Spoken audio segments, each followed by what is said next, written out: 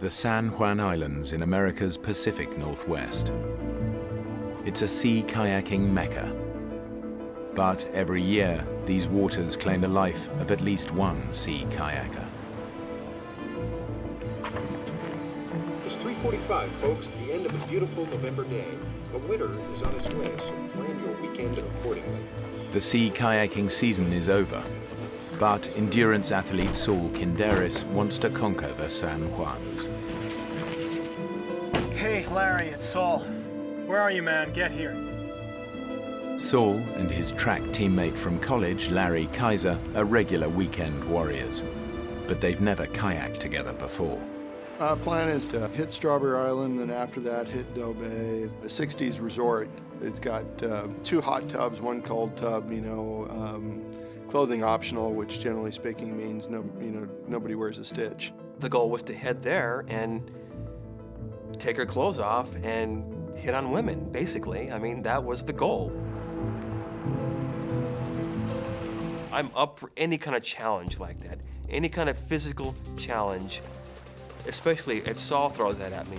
If he can do it, I can do it. And not only if he can do it, I can do it, but I can do it better. Hurry up, you slug. Get down here.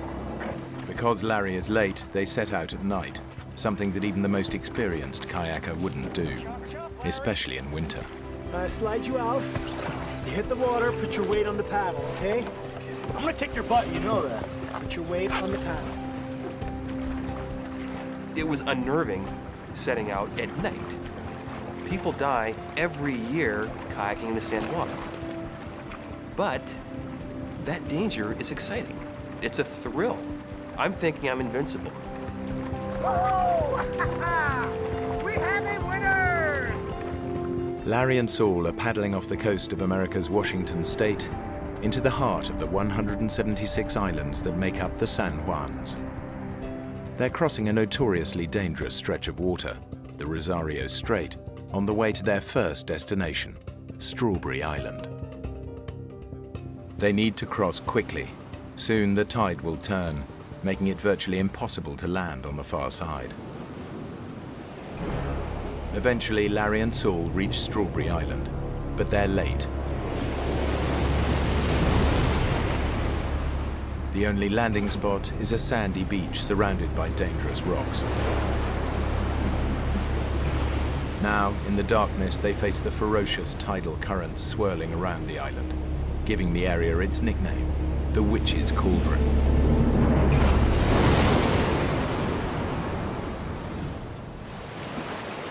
We're here. Witch's Cauldron. What? Strawberry Island is dead ahead.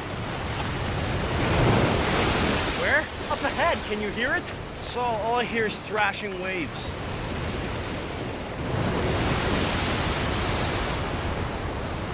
This is the plan. There is only one beach on this island, only one slot in between the rocks. We can't miss that slot. I'll paddle in first. When I land on the beach, I'll wave my flashlight. That's your signal. We're gonna land on that. Aim for the flashlight and paddle hard. You got it? Larry, you got it! Yeah, aim for the flashlight.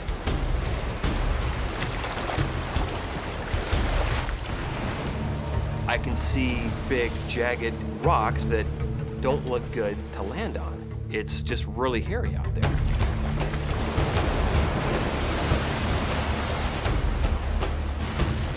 The flashlight I have, it's just not that bright. I see the rocks in front of me, and all I'm thinking is, oh, shoot.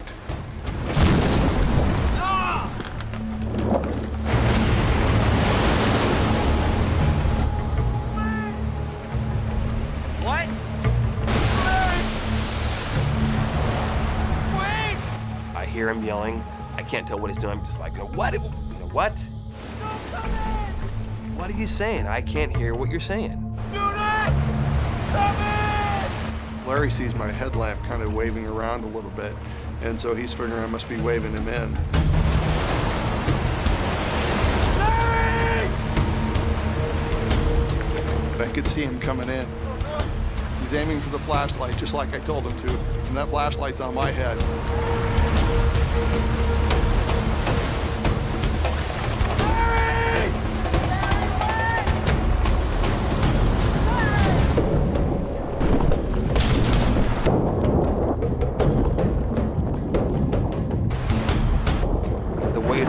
crashing our boats on top of us and on top of the rocks. Very scary situation. Totally caught us off guard. It just happened in a split second. You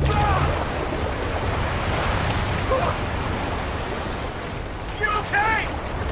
What the hell was that? You tell me that! We crashed! We crashed! I stepped on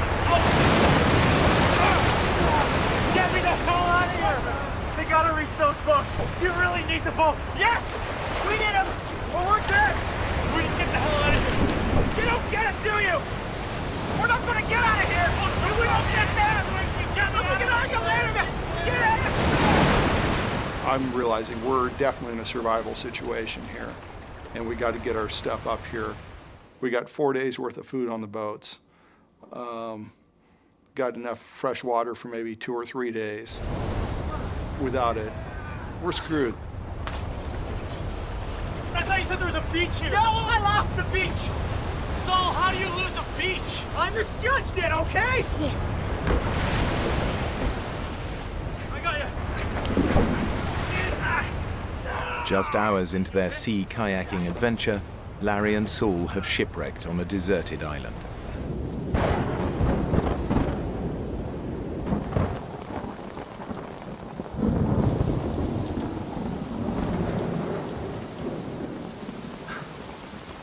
I'm looking forward to getting warm. We could have been killed, but we weren't. As much as Saul and I both seek out these fun, dangerous, athletic situations, we don't have a death wish.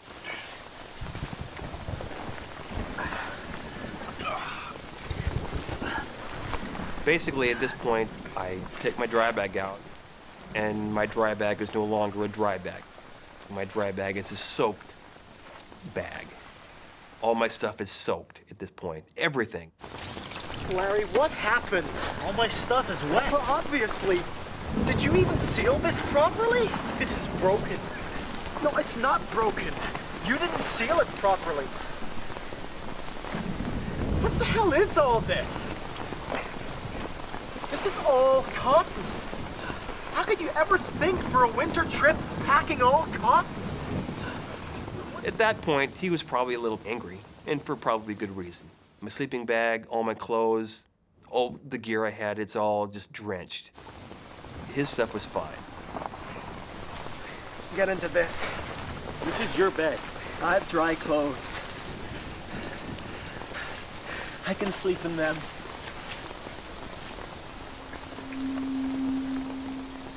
Saul knows that in the cold and the wet, Larry's cotton clothes and his sleeping bag will take days to dry. Larry and Saul's adventure was supposed to last 9 days, but the weather is getting worse and Larry's gear isn't drying. So Saul makes a decision. I've rapidly realized the trip I planned isn't within our reach. Not for the two of us together. It's not going to work. It just wouldn't be a prudent thing to do.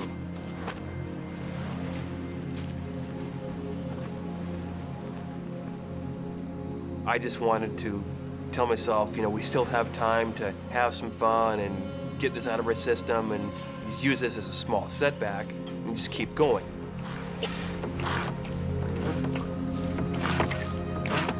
So we're still going to Doe Bay then? The trip is over.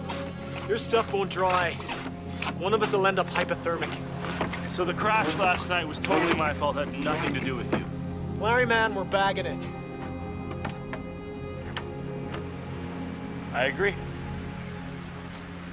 Hey, do I get a say in this? Because I agree with you. Start to pack your stuff up. We're leaving. The trip is screwed at this point.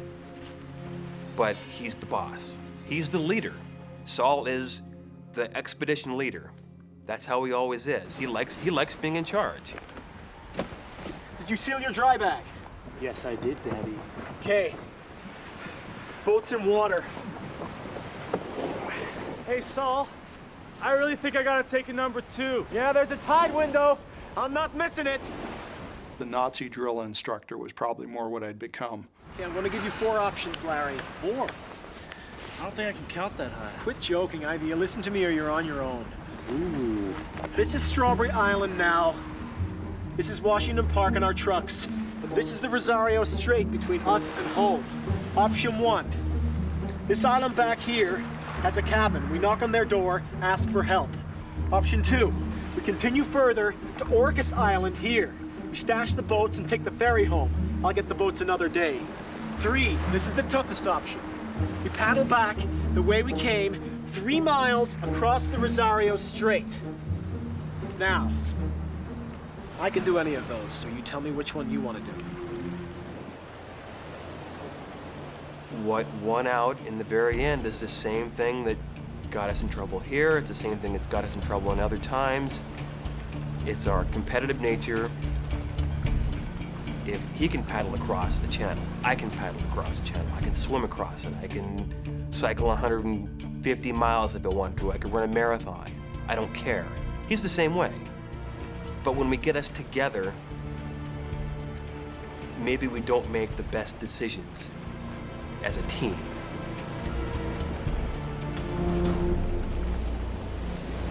The closer they get to the middle of the channel, the more their progress is slowed by wind and waves.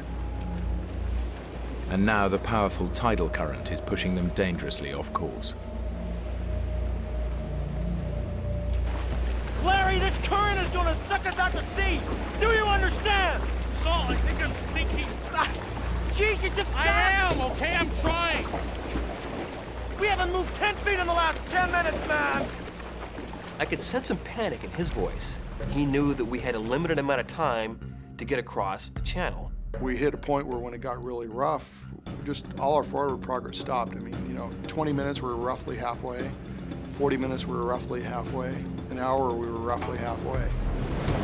My boat was completely full of water at that point. My feet were covered, my shins were covered, it was coming up my legs.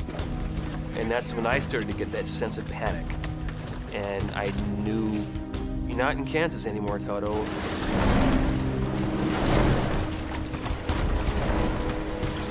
This big wave just cracks down and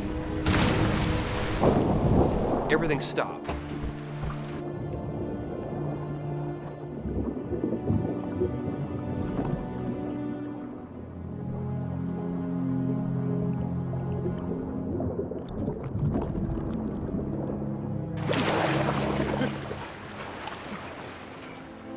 One moment I'm here in this boat full of water, and a second later I'm outside the boat treading water, just like that.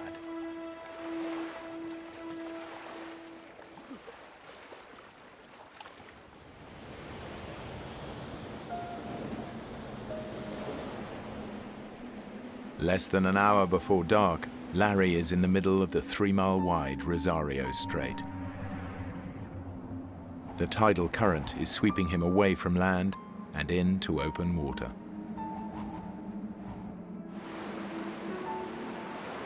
I'm in the water now. Not a fun feeling. Looking down and not seeing my feet, not seeing my shins, not seeing my knees, I'm getting scared at that time. Each minute is just, it's like some critical mass building and building and building, and it's not getting any better. It continues to get worse. It's getting dark, and there's no one here to not only save me or rescue me, but no one knows where the hell I'm even at. It's been an hour since Larry capsized. Now, a full-scale rescue operation is underway. But without the lights or flares from his kayak, Larry is all but invisible. I wish I would have grabbed the flashlight I had taped to the bow of my boat, which I didn't do. If I would have grabbed that flashlight, it probably would have been saved in half an hour.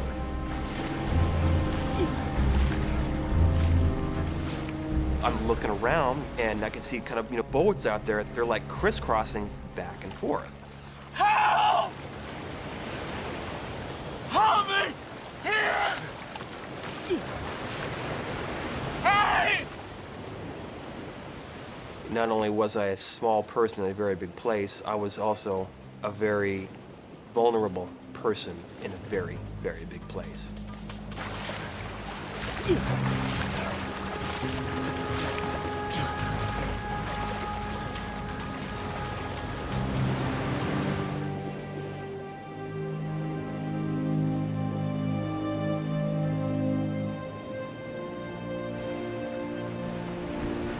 At that point, I was fully thinking, there's just no chance in hell I'm ever getting out of this water alive.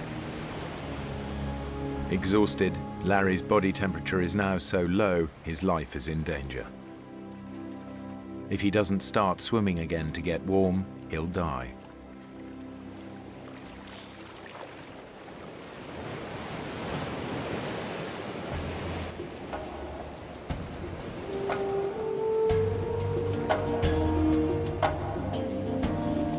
That's where I made that decision to try to, so I say, my own sorry butt.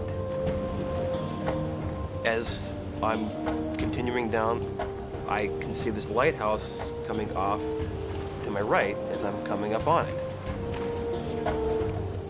And it seemed like I'd gotten a little closer to land from where I was at. I was in the middle of the channel when I first started. And I kind of came to this lighthouse, and it looked closer. And I'm thinking, I could maybe get that. I can maybe swim for that. The tide is sweeping Larry towards the Pacific. But by sheer luck, a side current carries him within striking distance of the last available piece of dry land. I start swimming, and it's getting closer. And keep swimming, it's getting closer and closer. I'm like, I'm gonna make this.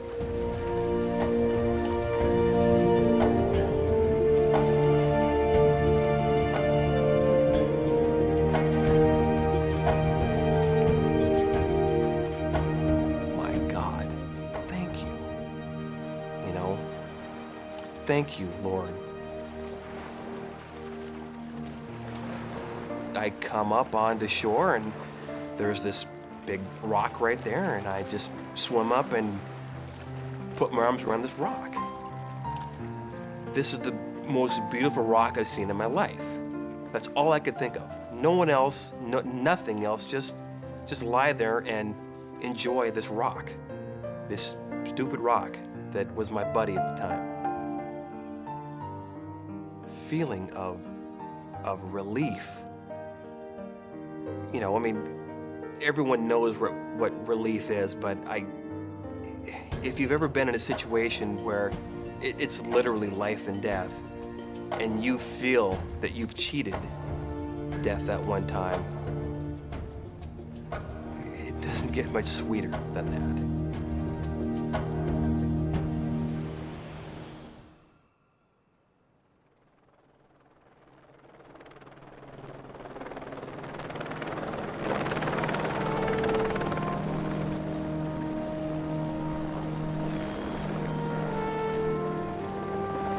At 11:35 a.m., a rescue helicopter spots Larry and rushes him to the Ana Cortez Hospital ER. Then the helicopter kind of flies overhead, and the guy there crewing the station just jumps up and says, "God, great news for you." He said, "They picked your friend up and they're taking him to the hospital and he's okay." Man, was I happy. Never seen somebody so happy in his life, like, okay, where's the hospital? Where's the hospital? Where's the hospital?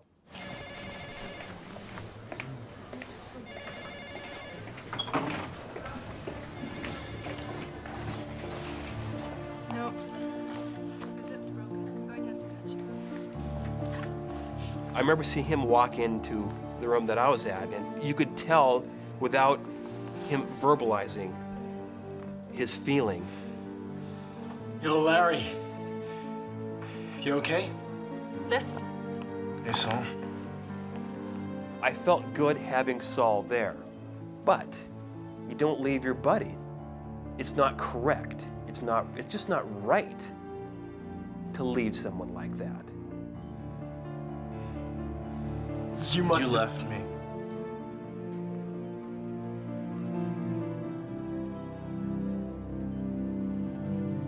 Sorry, go ahead. I'm just glad you're all right. Yeah, me too.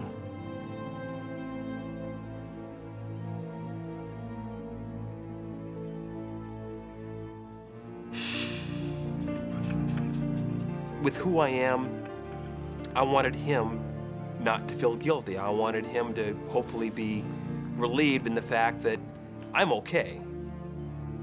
Do I hold a grudge against him for doing that? No, I don't. It's just one of those things, you know, it's like, yeah. The main thing I remember is being so happy to see him. It was like better than any Christmas present is your buddy's still alive. 10 years after their misadventure, Saul and Larry remain friends and have even kayaked together in the San Juan Islands. But they never discuss what happened, nor can they agree if Saul's decision to leave his friend behind was the right thing to do. Jim Hawley and Jens Lundy have known each other practically all their lives. He's more like, almost like a brother, you know, somebody I could never get rid of if I wanted to. You know, we'll always be friends. Hey, do you remember the life jackets? Yeah, I got them. You worry about flying the plane. We've always been really close friends. Here they come. The friends have asked their fathers to join them for a weekend of fishing in Mexico. They hope that the trip will prove a turning point in their relationships. I hadn't seen Jens probably in 3 or 4 years. We kind of drifted apart. When I called my dad, I don't know that he put as much thought into, I'll get to hang out with my kid. Hi, Dad. And really just have that dad-kid friend relationship that I was looking for. But he was real receptive because I had said the magic word fishing. Jim gets off to a good start with his dad. So I finally get to see the aviator in action. One of my first thoughts was how impressed I was with Jim at his meticulous checking of the aircraft. Well, I had no idea that it took so much work to get such a small plane off the ground. Well, once you're in... That wasn't the Jim that I knew as kind of a helter-skelter, do it quick, do it now kind of a person. Better to be safe than sorry, right? Yeah. But for Jens, getting to know his dad again is proving tough.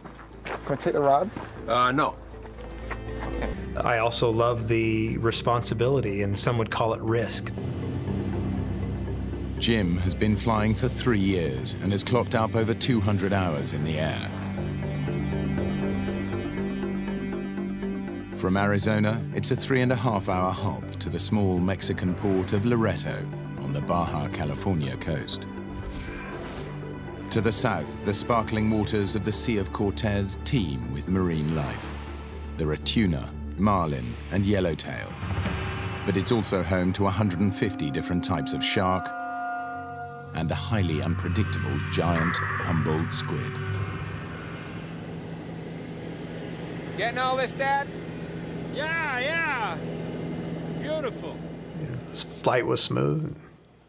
We could see the water was beautiful, and the sun was up, and clear skies.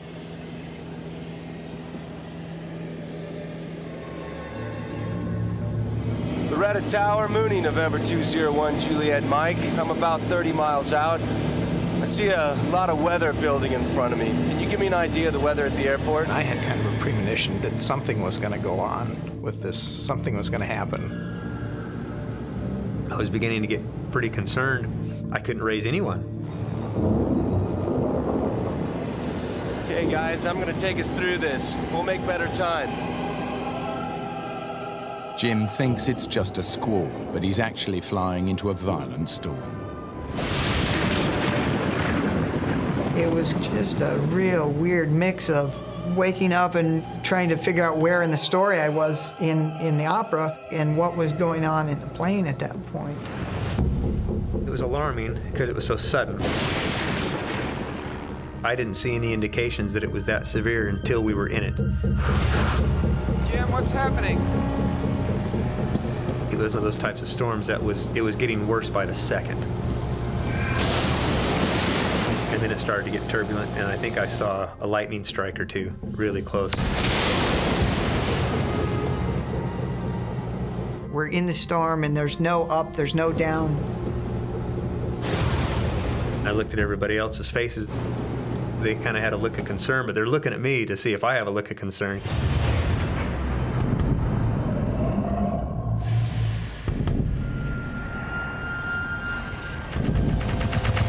I'm gonna take us up.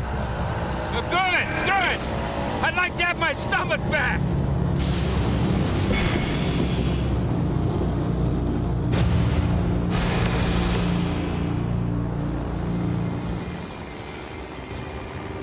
As soon as we were heading the other direction, the sky got blue, the turbulence stopped, the rain stopped. Everybody okay? I didn't think you felt the bumps in first class. Their sense of relief doesn't last long. It was very alarming when the engine quit. It just sort of grenaded. What's happened, son? I don't know. There's a single propeller blade stuck in the vertical position right in front of us. It was like the hand of God reached up and shook the plane. What did you do? I didn't do anything. What? And he kind of gave me the, hang on, let's figure this out. Can you get it started? There was kind of silence in the plane for a few minutes. I can't.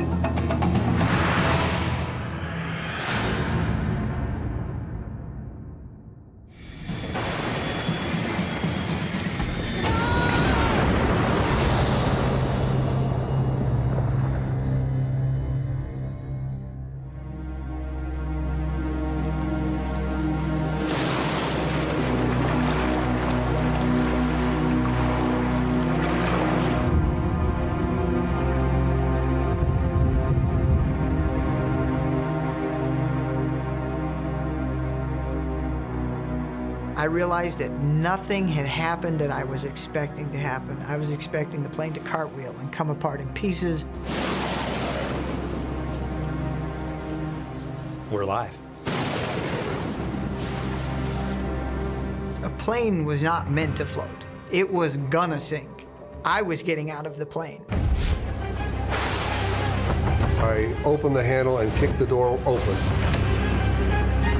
And I just undid my seatbelt and jumped out. We decided to better get the hell out of the aircraft. Jim was still in the pilot seat, and I was reaching in going, come on, come on, come on, come on, get out, get out, get out.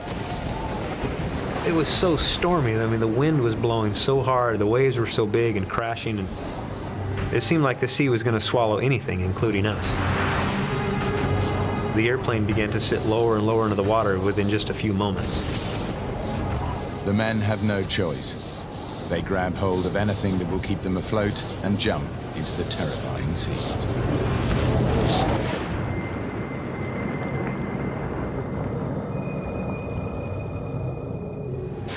If a bolt strikes the water even several feet away from the men, the shock could still kill them.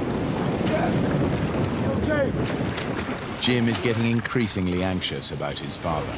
My dad had now become very quiet. He was just sort of staring straight ahead, almost like he's in a daze. It's an hour since they ditched, and their situation is becoming desperate.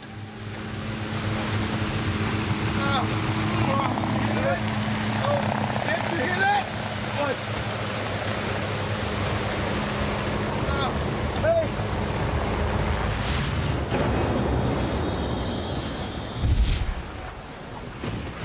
As his friend's father continues to deteriorate, Jens reaches a decision. I was worried about John. I couldn't handle watching John die. I didn't want to be there for that. Jim! Jim!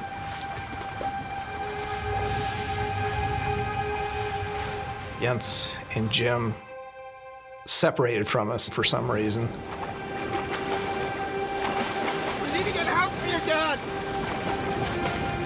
I don't think anyone's coming! I'm gonna try and make it ashore! My plan at that point was to leave Jim with my dad to care for my dad in case something happened. Okay, let's do it! No, Jim! I'm said, come on, you know, are you gonna swim you gonna swim alone? You're just gonna leave us and swim alone? That doesn't make sense. We should swim together. I had already made up my mind at that point that I was leaving. Jim, I need you to stay here. I need you to look after your dad. He's sick, Jim. He might not make it. And if he goes, I need you to take care of my dad. I don't want him to be on his own.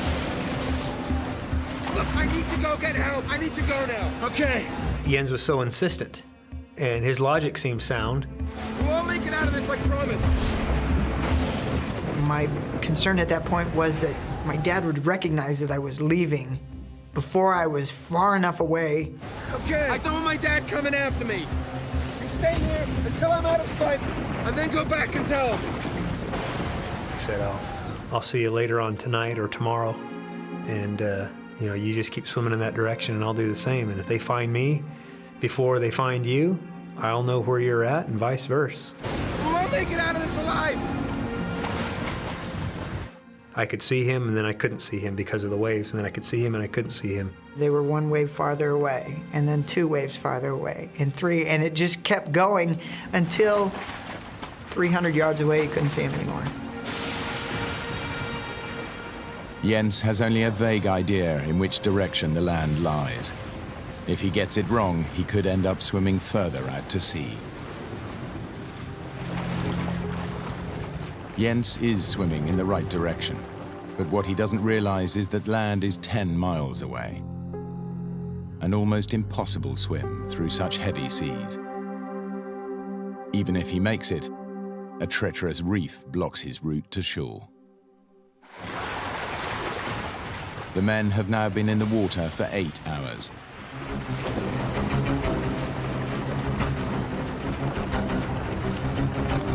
I was wondering, how far has he made it? How far has he made it? And I remember looking at my watch and trying to calculate in my head how much speed he could be making through the water to shore, and just, you know, peering off into the distance. As night fell, the storm subsided. But Jens still has many hours swimming ahead of him before he can reach land and raise the alarm.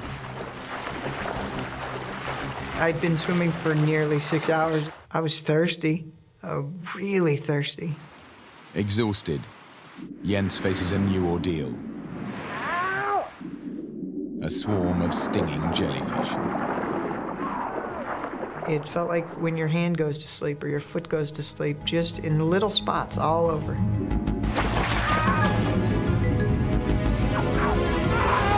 And they were getting in my shorts, which is not a place you really want jellyfish. The barrage of stings push Jens's already exhausted body to the verge of total collapse.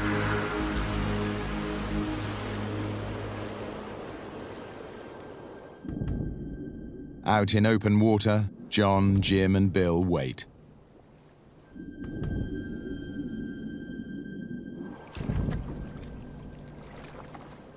The men have no idea what lurks beneath them. We didn't talk about what dangers in the water. We were in the water, there was no way to get out of it, so if I began worrying about it or talking about it or creating a situation in my mind, I thought, well, that's not going to be good.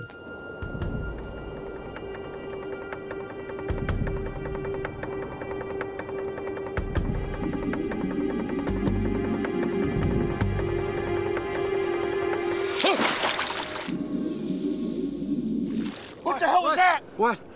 I felt something. It felt warm. It brushed against my legs. I knew for sure there was something else in the water with us then. Are you okay? I don't know. It brought back also to the reality that, hey, so, you know, maybe something is stalking us. Jim knows these waters are full of dangerous predators. One of the most feared is the giant Humboldt squid. The squid are very aggressive, and they're very large, and they're very capable of killing a person. They are very easily provoked into a frenzy. And if you're in the water during that time, it could be very dangerous. Mexican fishermen call the jumbo squid Diablos Rojos, red devils. They can grow up to 7 feet long and weigh more than 100 pounds.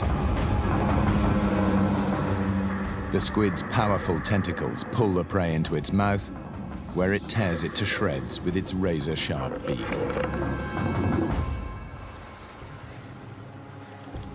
Whatever was stalking the men has gone away for now. All they can do is pray it won't come back. Jens has been swimming for over 10 hours. He's almost no strength left and is close to despair. That's when I started hearing something. And couldn't really figure out at first what it was that I was hearing.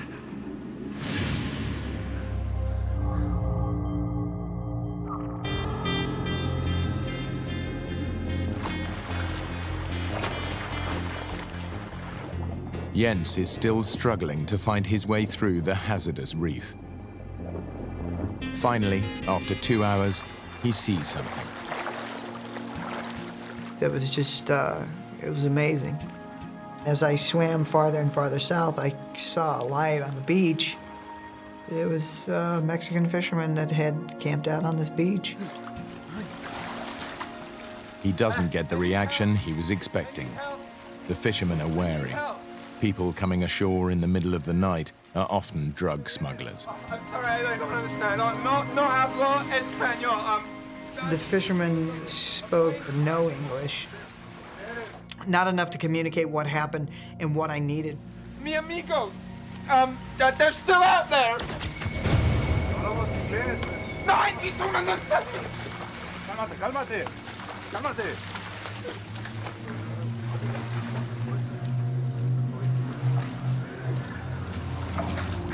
And when I finally realized that we weren't going anywhere, I was just done. And just started crying.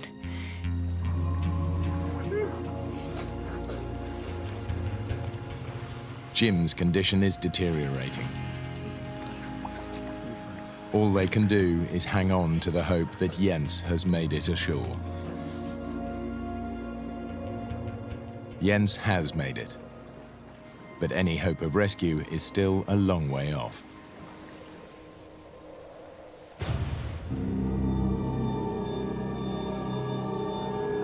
Dawn. The warmth of the sun brings some relief to the 3 men still lost at sea. They are lucky to be alive, but their situation is still bleak. As the sun got up higher and higher and we could see better, there was a very ugly reality of really how far offshore we were. They're beginning to suspect the worst, that Jens never made it to shore and no rescuers are coming. I'm thinking, we ought to hear something, we ought to see something, but there was nothing. They're not looking for us. Bill, let go of the chest. Bill did not want to let go of the ice chest, and it wasn't long before we were 50, maybe 100 feet apart. And it became apparent to Bill that he was a stationary object. But the shore is a long way away. After more than 18 hours in the sea, the strength of all 3 men is nearly spent. Jens is led away by the fishermen. He has no idea where they're taking him, but he's given up trying to make himself understood. It was horribly frustrating to not be able to tell them, look, we need to go back out there and find these other people. They are in danger. And instead of heading out to look for the others, they started taking me south. What Jens doesn't know is that the fishermen are taking him to the port of Loretto. There, he can at last alert the authorities to mount a rescue mission. Now, he faces an agonizing wait for news.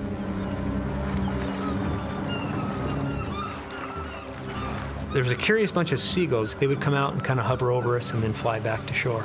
I think they were monitoring our progress or seeing if one of us was going to die so they could get an easy meal. But I remember one of the seagulls came so close to me, I actually swung at it with my hand. The 3 men have been swimming for hours. And now Jim worries that his dad is pushing himself too hard.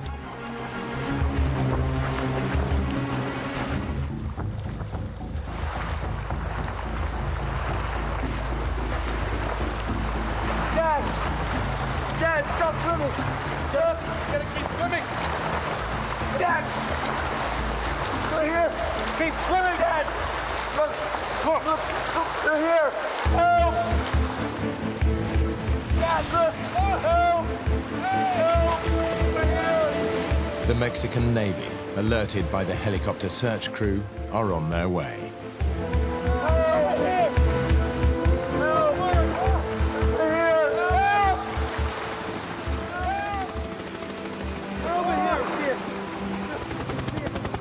Jens' epic swim has saved their lives.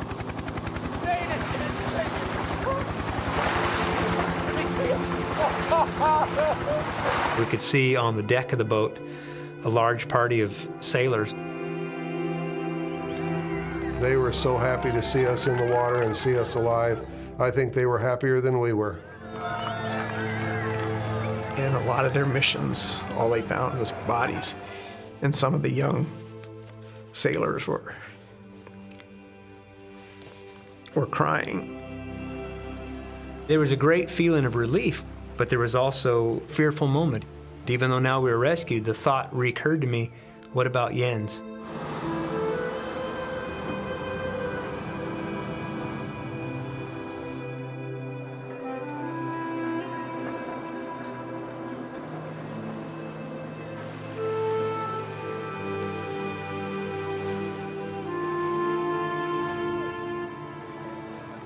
There was this crowd mulling around at the dock. And all these people that were there waiting just started clapping. And they all were kind of looking at me, looking in my face. It was kind of a, hey, that's the guy. Up until that point, I didn't realize that I was that guy. I could see Jensen walking towards us.